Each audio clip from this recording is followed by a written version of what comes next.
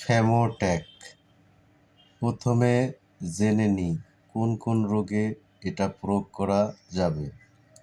Gastric ulcer, duodenal ulcer, peptic ulcer, তীব্র stage ulcer, reflux ইসোফেজিটিস,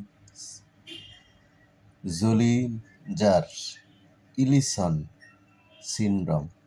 তীব্র gastric, তীব্র ক্ষয়ক্ষতি পর্যায়ে পুরাতন গ্যাস্ট্রিক।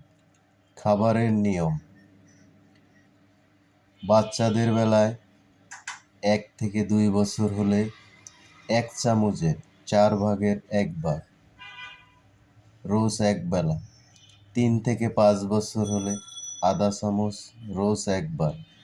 6 থেকে 8 বছর হলে 1 চামচ করে 2 বার।